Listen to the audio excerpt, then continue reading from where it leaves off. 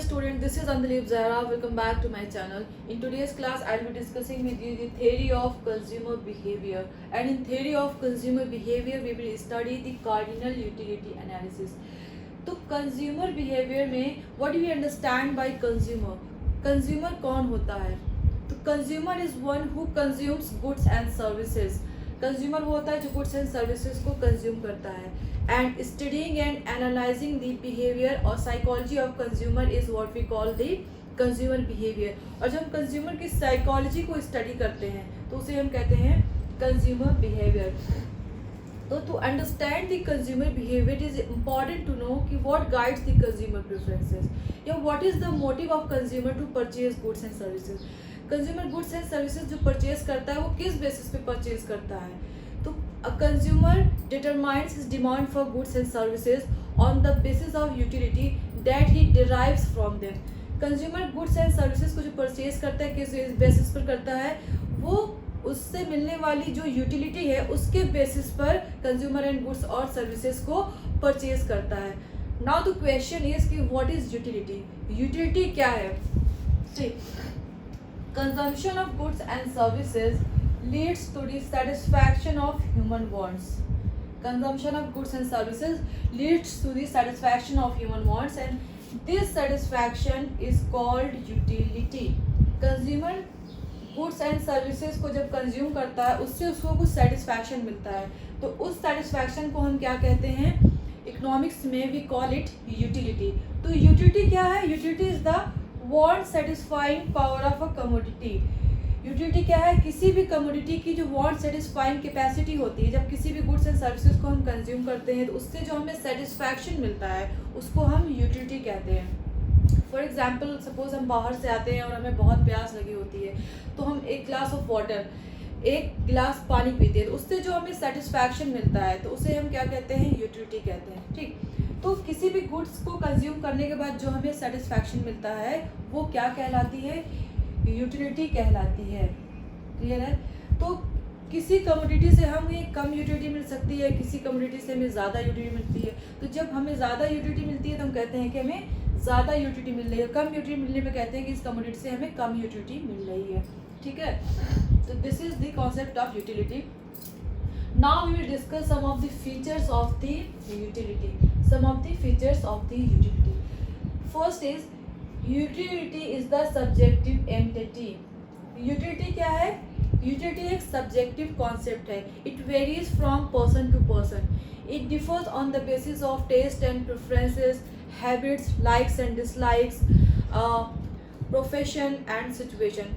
Utility जो है person to person differ करती है, लोगों के टेस्ट एंड प्रेफरेंसेस पे डिपेंड करती है. ज़रूरी नहीं कि जो चीज़ किसी एक इंडिविजुअल को पसंद हो वो दूसरे को भी पसंद हो. राइट, यूटिलिटी हर पर्सन के लिए, हर इंडिविजुअल के लिए अलग अलग होती है. फॉर एग्जाम्पल अगर हम लिकर की बात करें, लिकर या वाइन, तो फॉर अ ड्रंकर्ड और alcoholic person the utility for liquor will be more and for a tea lover it has no utility. कोई एक एल्कोहलिक पर्सन है, कोई एक ड्रंकर्ड है तो उससे जो लिकर से मिलने वाली, उससे लिकर से मिलने वाली यूटिलिटी ज़्यादा होगी. वहीं पे अगर कोई एक टी लवर है तो उसके लिए इससे मिलने वाली यूटिलिटी कुछ भी नहीं होगी. तो यूटिलिटी एक सब्जेक्टिव एंटिटी है, सब्जेक्टिव कॉन्सेप्ट है. ये पर्सन टू पर्सन डिफर करती है. एक चीज़ से मिलने वाली यूटिलिटी किसी भी पर्सन के लिए ज़्यादा हो सकती है, वहीं पे दूसरे पर्सन के लिए उससे मिलने वाली यूटिलिटी कम हो सकती है या कुछ भी नहीं हो सकती. ठीक है, क्लियर है? नेक्स्ट है यूटिलिटी इज रिलेटिव. यूटिलिटी जो है एक रिलेटिव कॉन्सेप्ट है, यानी it is related to time, place, person, atmosphere, weather. ये रिलेटिव कॉन्सेप्ट है. It changes from time to time, person to person, place to place. है ना, utility time to time, person to person change करती है. ये relative concept है. ये ज़रूरी नहीं है किसी एक कमोडिटी से हमें अगर आज यूटिलिटी मिल रही है तो वो कल भी मिले. ये टाइम के अकॉर्डिंग चेंज होती है, या फिर वेदर क्या है, एटमॉस्फेयर क्या है, सीज़न क्या है, उसके अकॉर्डिंग चेंज होती रहती है. फॉर एग्जांपल अगर हम एयर कंडीशनर की बात करें, if you talk about air conditioner, तो The utility that we derive from air conditioner will be more in summer season as compared to winter season. इसी तरीके से utility that we get from sweater is more in winter season than in summer season. तो utility relative concept है, time to time, person to person या place to place या season के according ये change होती रहती है.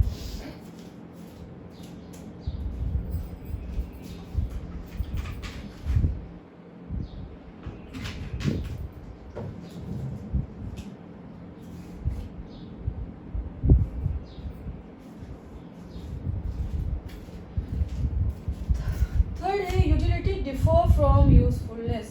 See, utility and usefulness are two different concepts. Utility differ from usefulness. किसी commodity से हमें utility मिल सकती है. Some commodity give utility but they have no usefulness. किसी commodity से हमें utility तो मिल सकती है but ज़रूरी नहीं कि वो commodity हमारे लिए useful हो या फ़ायदेमंद हो. For example, if we talk about cigarettes, अगर हम cigarettes की बात करें तो cigarette gives utility to those who smoke, but it has no utility, it has no usefulness. cigarette से हमें कोई usefulness या कोई फ़ायदा तो नहीं मिलता है because it affects our human health badly. ये हमारे human health को badly affect करता है.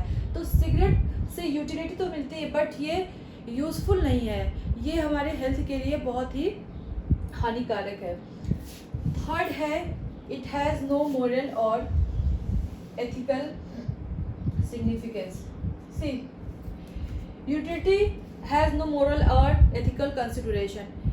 It does not take into account कि whether a want is good or bad, moral or immoral, desirable or undesirable. कोई want है उससे इसको यूटिलिटी प्रोवाइड होती है, बट ज़रूरी नहीं है कि वो वांट जो है वो मोरली करेक्ट है या नहीं है, इथिकली करेक्ट है या नहीं. ठीक है. फॉर एग्जांपल अगर हम नाइफ की बात करें तो knife is used in kitchen for cutting vegetables but it can also be use to harm somebody.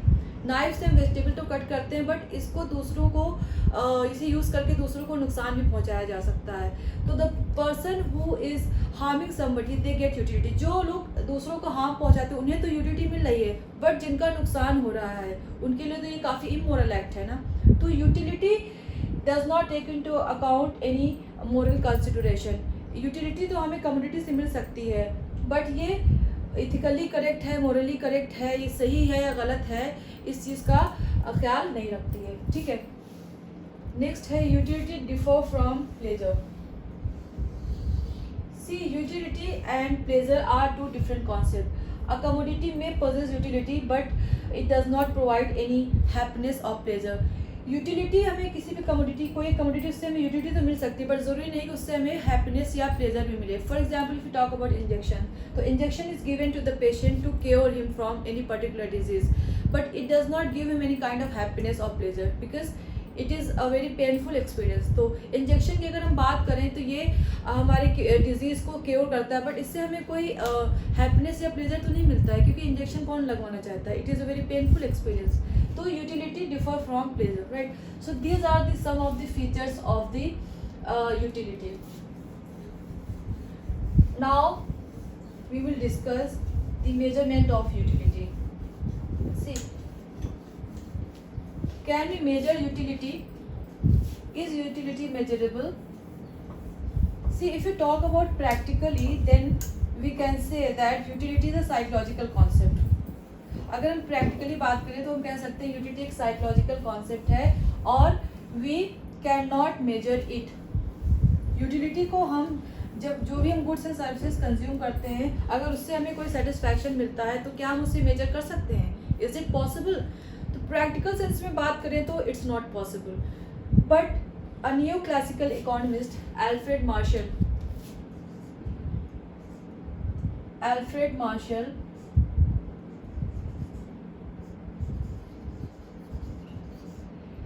Marshall has propounded a theory of the cardinal utility analysis. So, according to his theory, we can measure utility.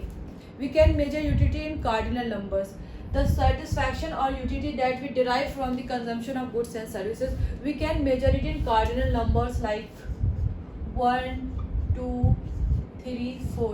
हमें goods and services से जो utility मिलती है उसे हम major कर सकते हैं कार्डिनल नंबर्स में. ठीक है. तो यूटिलिटी को मेजर करने के यूटिलिटी को मेजर करने के दो अप्रोचेस आए,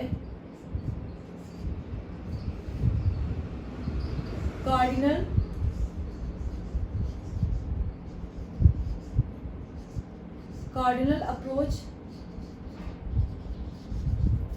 and number 2 is ordinal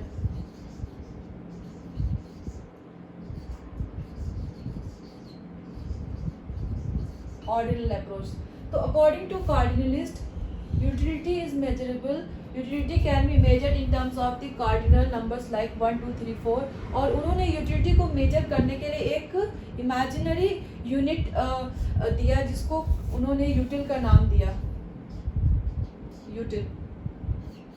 यानी कि हम अपनी यूटिलिटी या सेटिस्फैक्शन जो हम किसी भी गुड को या कमोडिटी को कंज्यूम करके डिराइव कर रहे हैं उसको we can measure in utils. For example अगर हम टी कंज्यूम करते हैं, if you are consuming tea, तो अगर हमें टी से यूटिलिटी मिलती है 20 यूटिल्स, तो we can write like we can get utility of 20 utils from the consumption of tea. और अगर कॉफ़ी को कंज्यूम करके हमें 10 यूटिल मिलती है तो हम लिख सकते हैं कि कॉफ़ी से हमें 10 यूटिलिटी मिलती है, राइट। तो यूटिलिटी को हम कार्डिनल नंबर में या यूटिल्स में हम मेजर कर सकते हैं। ये कहना था अल्फ्रेड मार्शल का और जो भी इस अप्रोच के जो भी सपोर्टर्स थे, राइट। इसके अगेंस्ट ऑर्डिनल अप्रोच आया जो कि which was given by Hicks and Allen, जिसमें हम इंडिफरेंस कर्व को स्टडी करेंगे, बट ये हम नेक्स्ट क्लास में डिस्कस करेंगे। अभी हम आज की क्लास में डिस्कस करेंगे कार्डिनल अप्रोच ऑफ या cardinal utility analysis.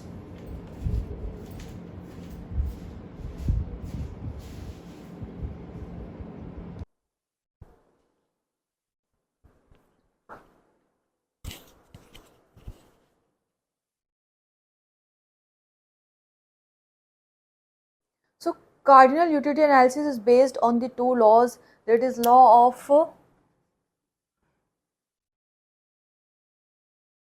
of diminishing marginal utility and law of equimarginal utility. So these two laws were for the first time formulated by Sir Hermann Gaussen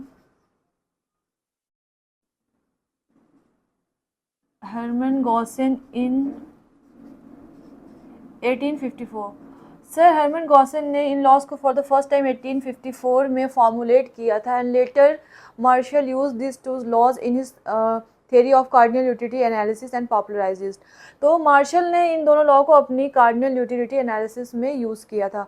तो पहले हम law of diminishing marginal utility करेंगे, but उससे पहले we will discuss some of the assumptions of the cardinal utility analysis, then kinds of utility, and then we will be doing the law of diminishing marginal utility. So let's discuss the assumptions.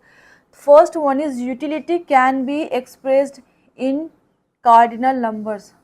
So it is possible that we can measure our utility in terms of cardinal numbers like 1 2 3 4। Martial के according जो भी goods और commodity हम consume करते हैं उससे जो मिलने वाली यूटिलिटी है उसको हम कार्डिनल नंबर्स में मेजर कर सकते हैं, ठीक है। सेकेंड था कि rational consumer. See a consumer is rational, consumer बहुत ही समझदार है and he allocates his income in such a way that he tries to maximise his satisfaction out of the goods and services he consumed. तो वो अपनी income जो भी उसके पास गिवन इनकम है उसको इस तरीके से एलोकेट करता है डिफरेंट गुड्स के परचेजेस पर कि उससे जो मिलने वाला सेटिस्फैक्शन है वो मैक्सिमम हो, ठीक है। थर्ड है independent utilities. See, different goods have different utilities. The utility of one good does not depend upon the utility of another good. जो भी आप goods and services जो भी कंज्यूम करते हैं उनसे जो यूटिलिटी मिलती है वो डिफरेंट होती है। एक गुड से मिलने वाली यूटिलिटी दूसरे गुड से मिलने वाली यूटिलिटी पर डिपेंड नहीं करती है। फॉर एग्जांपल अगर हम बात करें कि सपोज़ कोई कंज्यूमर है उसको जूस पीना है और उसने जूस पिया, तो सपोज़ उसको जूस से 20 यूटिलिटी मिलती है, 20 यूटिल्स यूटिलिटी मिलती है, तो उसको 20 यूटिल्स यूटिलिटी मिल गई। उसके बाद उसने कोल्ड ड्रिंक कंज्यूम किया, कोल्ड ड्रिंक से सपोज़ अगर उसको 15 यूटिल्स यूटिलिटी मिलती है तो उसको 15 यूटिल्स यूटिलिटी ही मिलेगी। इसको एक दूसरे एग्जाम्पल से भी समझते हैं कि सपोज आपको बहुत भूख लगी है और आपने खाना खा लिया, आपने भरपेट खाना खा लिया and now you are completely full. उसके बाद अगर आपको आइसक्रीम्स ऑफर की जा रही है, तो सपोज खाने से आपको 20 यूटिल्स अगर यूटिलिटी मिल रही है तो 20 यूटिल्स यूटिलिटी आपको मिल गई। उसके बाद आपको आइसक्रीम ऑफर की जा रही है, आइसक्रीम से भी अगर आपको 20 यूटिल्स यूटिलिटी मिल रही है तो आपको 20 यूटिल्स यूटिलिटी ही मिलेगी। आइसक्रीम से मिलने वाली यूटिलिटी खाने से मिलने वाली यूटिलिटी पर डिपेंड नहीं करेगी। तो अगर हम प्रैक्टिकल टर्म्स में बात करें तो ये पॉसिबल नहीं है, क्योंकि अगर हम कम्प्लीटली फुल हो चुके हैं और हमने भरपेट खाना खा लिया है, उसके बाद हमें कोई चीज़ ऑफ़र की जा रही है तो उससे मिलने वाली यूटिलिटी कम हो जाएगी। बट यहाँ पे क्या कह रहे हैं कि एक गुड से मिलने वाली यूटिलिटी दूसरे गुड से मिलने वाली यूटिलिटी पर डिपेंड नहीं करती है। ठीक है, तो इस अजम्पशन को काफ़ी क्रिटिसाइज भी किया गया था, बट सिंस ये इसकी एक अजम्पशन है तो हम इसको डिस्कस कर लेते हैं। थर्ड है fourth is constant marginal utility of money. See, money से जो मिलने वाली यूटिलिटी है वो it will remain constant, it will not change throughout the spending by the consumer. Consumer जो भी एक्सपेंडिचर कर रहा है चीज़ों को परचेज करने में, उस दौरान जो मनी से जो मिलने वाली मार्जिनल यूटिलिटी है वो कांस्टेंट रहेगी।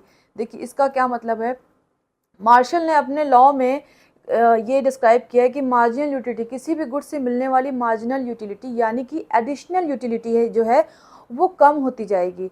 जैसे कि we goes on consuming more and more units of a commodity, the utility that we derive from the consumption of an extra unit of a commodity will be diminishing. तो जब हम किसी भी कमोडिटी की extra unit consume करेंगे, एक और unit consume करते जाएंगे, तो उससे जो मिलने वाला सेटिस्फैक्शन है वो कम होता जाएगा, ये मार्शल का कहना था। बट मनी की जो यूटिलिटी, मनी की मार्जिन यूटिलिटी कांस्टेंट रहेगी। ऐसा क्यों? See, money is considered as a measuring rod. Cardinal utility analysis में मार्शल ने मनी को as a measuring rod consider किया है। जो भी गुड्स एंड सर्विसेज से हमें यूटिलिटी मिलती है उसको पहले हम मनी के टर्म में कन्वर्ट करेंगे, उसके बाद प्राइस से इक्वेट करेंगे और जो इक्विलिब्रियम कंडीशन है वहाँ पर हम पहुँचेंगे। तो जब हम कंज्यूमर इक्विलिब्रियम करेंगे तो देखेंगे कि इक्विलिब्रियम कंडीशन क्या है, MUX is equal to price of X। Price किसी भी कमोडिटी का जो है और उस गुड से मिलने वाली यूटिलिटी जब बराबर हो जाएगी तब consumer will strike his equilibrium. इस कंडीशन पे कंज्यूमर इक्विलिब्रियम कंडीशन पे होगा और इस सिचुएशन को वो चेंज नहीं करना चाहेगा। तो मनी से जो मिलने वाली गुड से जो मिलने वाली यूटिलिटी दैट इज की marginal utility that we derive from the consumption of good X will be equal to the price of X। तो इस सिचुएशन पे इक्विलिब्रियम होगा कंज्यूमर का। तो यहाँ पर मनी को मार्शल ने एज अ मेजरिंग रॉड लिया है, यानी कि जो यूटिलिटी हमें गुड के कंज्यूम करने पर मिलती है वो मनी से मिलने वाली यूटिलिटी से पहले हम इसको इक्वेट करेंगे, उसके बाद प्राइस से इक्वेट करेंगे, then consumer will be in equilibrium. For example 1 rupee से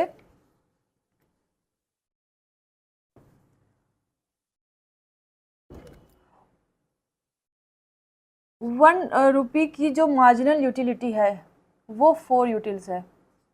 ठीक है, तो ये 4 यूटिल्स क्या है, ये 4 यूटिल्स जो है वो मार्जिनल यूटिलिटी ऑफ मनी है। 4 यूटिल्स क्या है, मार्जिनल यूटिलिटी ऑफ मनी है। तो अब ये थ्रू आउट द स्पेंडिंग ये सेम रहेगी। फॉर एग्जाम्पल कंज्यूमर जो है कोई कमोडिटी एक्स परचेज कर रहा है, कमोडिटी एक्स परचेज कर रहा है, उससे उसको यूटिलिटी मिल रही है 16 utils. Marginal utility of X is equal to 16 utils और मनी की यूटिलिटी 4 यूटिल्स है। Price of X is equal to 4। तो अब कंज्यूमर इक्विलिब्रियम में कैसे आएगा, he will convert his marginal utility. ये जो एक्स कमोडिटी से मिलने वाली यूटिलिटी है वो मनी के टर्म में पहले वो कन्वर्ट करेगा। तो 16 divided by 4 is equal to 4 utils. तो अब उसकी मार्जिनल यूटिलिटी यहाँ पे मनी के टर्म में कन्वर्ट हो गई है, तो उसको इस गुड्स से यूटिलिटी जो मनी के टर्म में मिल रही है वो 4 यूटिल्स है। 4 utils marginal utility of x है और प्राइस भी हमारा गुड का क्या था, price was 4, price of x was 4। तो this will be the equilibrium condition. यहाँ पर consumer will strike his equilibrium, right. तो मार्शल ने अपनी थ्योरी में, कार्डिनल यूटिलिटी एनालिसिस जो थ्योरी है, मनी से मिलने वाली जो यूटिलिटी है उसको कांस्टेंट माना है, क्योंकि मनी को as a measuring rod consider किया है। Money is being considered as a measuring rod here. जो मार्जिनल यूटिलिटी हमें किसी भी कमोडिटी से मिल रही है उसको पहले मनी के टर्म में कन्वर्ट करेंगे, उसके बाद प्राइस से इक्वेट करेंगे, then consumer will strike his equilibrium. तो इसको कांस्टेंट मानने का रीज़न क्या है? जैसे कि हम किसी गुड को कंज्यूम करते हैं, तो जब हम एक्स्ट्रा यूनिट उसकी कंज्यूम करते हैं तो उससे मिलने वाला जो सेटिस्फैक्शन है वो कम होता जा रहा है। बट मनी के केस में ऐसा नहीं होगा। मनी के केस में जैसे जैसे हम एक्स्ट्रा यूनिट एक्सपेंड करेंगे, तो जो मनी की जब हमारे पास यूनिट कम होती जाएगी तो उसकी मार्जिनल सिग्निफिकेंस, यानी कि उसका इंपॉर्टेंस, मनी का इंपॉर्टेंस हमारे लिए बढ़ता जाएगा। तो उस केस में marginal utility of money will increase. तो इस चीज़ को अवॉइड करने के लिए उन्होंने मार्जिनल यूटिलिटी ऑफ मनी को, मनी से मिलने वाली यूटिलिटी को उन्होंने कांस्टेंट माना है। ठीक है, क्यों? क्योंकि अगर मनी की मार्जिनल यूटिलिटी चेंज होती रहेगी तो हम अपनी गुड्स से जो मिलने वाली यूटिलिटी उसको कैसे कन्वर्ट कर पाएंगे? तो मनी एक स्टैंडर्ड यूनिट हो गया। जैसे कि कोई गुड हम परचेज करते हैं, सपोज हम कपड़ा, क्लॉथ परचेज करते हैं तो उसको मेजर करते हैं, उसकी मेजरिंग यूनिट क्या है? मीटर। क्लॉथ को हम मीटर में मेजर करते हैं। क्लॉथ को किस चीज़ में मेजर करते हैं? मीटर में। और कोई गुड अगर हम परचेज करते हैं, कोई भी गुड या कमोडिटी परचेज करते हैं, उसको मेजर करते हैं किलोग्राम में। तो हमें पता है कि 1 किलोग्राम इज इक्वल टू 1000 ग्राम। ठीक है, 1 किलोग्राम इज इक्वल टू 1000 ग्राम। ये एक स्टैंडर्ड यूनिट है और ये हर जगह एप्लीकेबल है, ये चेंज नहीं होने वाला है। इसमें हम चीज़ों को मेजर करते हैं। ठीक है, ईजिली हम चीज़ों को मेजर कर पाते हैं क्योंकि हमें पता है कि 1 किलोग्राम में 1000 ग्राम होता है। वहीं पर अगर ये चेंज होता रहे, कभी ये 8000 ग्राम हो जाए, कभी ये 7000 ग्राम हो जाए, तब चीज़ों को मेजर करना, मापना बहुत मुश्किल हो जाएगा। ठीक है, तो जिस तरीके से ये एक स्टैंडर्ड यूनिट बना दिया गया, चीज़ों को हम किलोग्राम में मेजर करेंगे, कपड़े को हम मीटर में मेजर करेंगे, ये एक स्टैंडर्ड यूनिट है। इसी तरीके से मनी को मार्शल ने मार्जिनल यूटिलिटी मेजर करने के लिए मनी को एज अ मेजरिंग रॉड लिया, यानी कि हम अपनी यूटिलिटी जो मिल रही है पहले मनी के टर्म्स में कन्वर्ट करेंगे। मनी के टर्म्स में पहले हमने यहाँ पे कन्वर्ट किया, उसके बाद इस यूटिलिटी को हमने उस गुड के प्राइस से इक्वेट किया। ठीक है, क्लियर है? तो इसलिए मनी को as a measuring rod consider किया गया और इससे मिलने वाली मार्जिनल यूटिलिटी को जो है कांस्टेंट कंसिडर किया गया। ठीक है, तो these were some of the assumptions of the cardinal utility analysis. Now we will discuss the kinds of utility. Kinds of utility. Kinds of utility में first है total utility. Total utility. तो total utility क्या होता है? Total utility refers to the satisfaction obtained from the consumption of all units of commodity. Total utility क्या है? जब हम गुड कंज्यूम करते हैं तो सारे गुड्स के, उसके सारी यूनिट को कंज्यूम करने के बाद जो हमें सेटिस्फैक्शन मिलता है वो होता है टोटल यूटिलिटी। और इसको मेजर कैसे करते हैं? Total utility is equal to summation MU, यानी कि total sum of the marginal utility of all units of consumption of goods. ठीक है, जो भी गुड हमने कंज्यूम किया उसकी सारी यूनिट का जब हम समेशन कर देंगे तो हमें क्या मिल जाएगा? Total utility. फॉर एग्जाम्पल कोई गुड हम कंज्यूम करते हैं, सपोज चॉकलेट कंज्यूम करते हैं, तो चॉकलेट की जो फर्स्ट यूनिट हमने कंज्यूम किया, तो फर्स्ट यूनिट से सपोज हमको यूटिलिटी मिली 10 यूटिल्स की, तो 1 unit is equal to 10 utils. उसके बाद जो हमने दूसरी चॉकलेट कंज्यूम किया, that is second unit is giving us the utility of 9 utils. तो दूसरी यूनिट को कंज्यूम करने के बाद हमें जो यूटिलिटी मिली वो 9 यूटिल्स की मिली। तो अगर हमें टोटल यूटिलिटी कैलकुलेट करना है तो हम क्या करेंगे?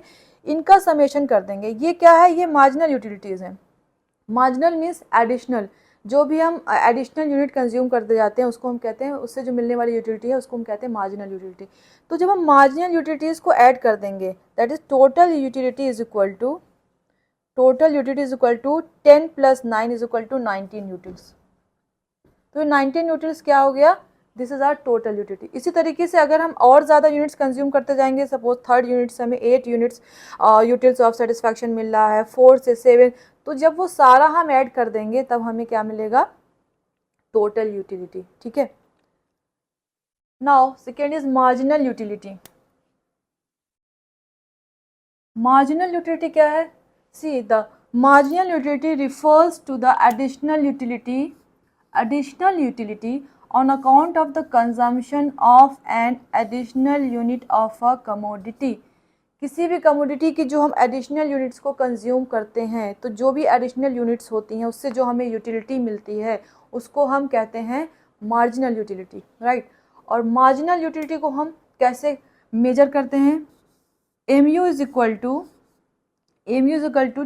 TUN माइनस TUN माइनस 1, यानी कि बाद वाली यूनिट से जो पहले वाली यूटिलिटी जो मिली उसको जब हम माइनस कर देंगे तो हमारा मार्जिनल यूटिलिटी निकल कर आ जाएगा, ठीक है। इसको एक और फॉर्मूले से मेजर करते हैं, that is delta TU upon delta Q, change in total utility divided by change in Q। तो डेल्टा यहाँ पे डिनोट करता है चेंज, ठीक है। तो इसको एक टेबल के थ्रू से समझ लेते हैं, इस रिलेशनशिप को एक टेबल के फॉर्म में भी हम देख लेते हैं। सपोज हमारे पास गुड है चॉकलेट, चॉकलेट एक गुड है और this is total utility and this is marginal utility, ठीक है।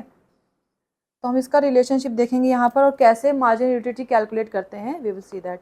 सो जब फर्स्ट यूनिट चॉकलेट की कंज्यूम कर रहे हैं तो हमारी टोटल यूटिलिटी यहाँ पर 8 है और मार्जिनल यूटिलिटी 8 माइनस 0, क्योंकि यहाँ पे एडिशनल कुछ भी नहीं है, 8 ही है। तो फर्स्ट यूनिट ऑफ कंजम्पशन पे total utility and marginal utility will remain same, ठीक है। देन सेकेंड यूनिट, जब हमने चॉकलेट की सेकेंड यूनिट यानी कि दूसरा चॉकलेट कंज्यूम किया तो टोटल यूटिलिटी है हमारी 14 और मार्जिनल यूटिलिटी कितनी होगी? 14 माइनस 8, 14 में से यानी कि TUN minus TUN minus 1, TUN में से यानी कि 14 में से हमने 8 माइनस किया, that is 14 minus 8 is equal to 6, तो marginal utility is 6। Third unit पे total utility is 18 and marginal utility calculate करने के लिए 18 माइनस 14, 18 में से एक पहले वाला 14 माइनस करेंगे, then we will get 4, 4 will be our marginal utility. इसी तरीके से हम इसे कैलकुलेट करते जाएंगे। इसको हम कैलकुलेट करके देख लेते हैं फॉर्मूले में पुट करके।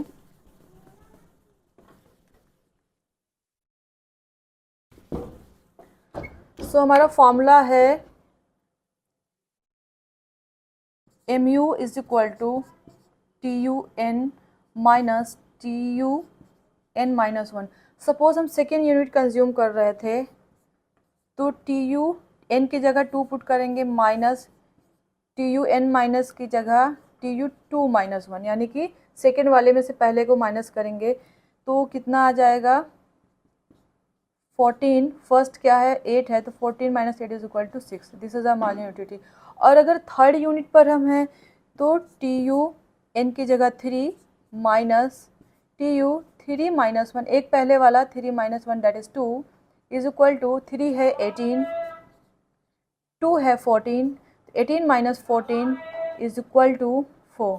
इस तरीके से हम फोर्थ यूनिट पर जब हम आएंगे तो TU2 की जगह N की जगह 4 minus TU4 minus 1 that is 3, तो 4 इज़ 20, 4 यूनिट पे हमें 20 यूटिलिटी मिल रही है, माइनस 3 इज़ 18, तो we will get 2 units of utility. इसी तरीके से हम सारी मार्जिनल यूटिलिटीज़ को कैलकुलेट कर लेंगे। तो you can see from here कि मार्जिनल यूटिलिटी डिक्लाइन कर रही है as we consume more and more unit of a commodity, marginal utility is declining. तो जब हम किसी भी कमोडिटी की एक्स्ट्रा यूनिट को कंज्यूम करते जाते हैं उससे मिलने वाला जो सेटिस्फैक्शन है वो कम होता जाता है, ठीक है। इसको हम law of diminishing marginal utility जब हम करेंगे तो डिटेल में करेंगे। तो इस रिलेशनशिप को हम ग्राफ के थ्रू भी समझ लेते हैं, इसी डेटा को हम ग्राफ में पुट करते हैं, right.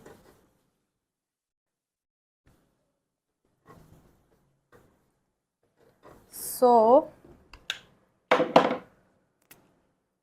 we will put the same data in the graph. 1, 2, 3, 4, 5 and 6. So here we are taking the number of units, number of unit of good X, and here we are taking total utility, that is TU, and it is 8, 14, 18, 20, 20, 18. So on y axis we are measuring total utility and on x axis we are measuring the number of units of commodity X or commodity, which is in our case is a chocolate. So at 1 unit of consumption, the total utility is 8. So we can put a point here like this. And at second unit of consumption, the total utility is 14. So 14 will be somewhere here. And at third unit of consumption, total utility is 18. 18. And at fourth unit of consumption, the total utility is 20. At fifth unit of consumption also total utility is 20. Right. So when we will join all these points, we will get our total utility curve. So after this point, that is point 5, yeah, fifth unit, total utility will start declining. That is at point 6 or at unit 6, total utility is -2. So beyond this point, total utility will start declining. So this is our total utility curve. Okay. और हम margin utility curve भी देख लेते हैं. तो अब इसी तरीके से मार्जिन यूटिलिटी कर्व को हम प्लॉट कर लेते हैं. तो on Y axis we are taking the marginal utility and on x axis we are taking the number of units.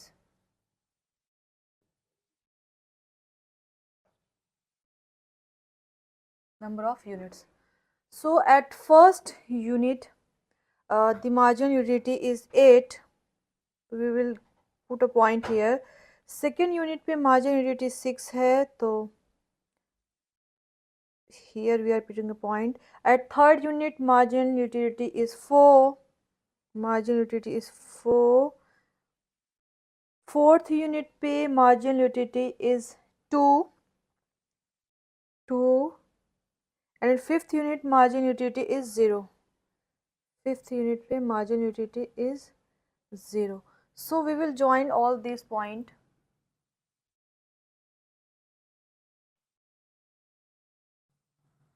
So we will get our marginal utility curve. So if consumer goes on consuming beyond 0.5, beyond unit 5, the satisfaction that he derived from the consumption of that commodity will be negative. अगर इसके beyond consumer जाता है तो यहाँ पे margin utility हमारी क्या हो जाएगी, नेगेटिव हो जाएगी. क्यों?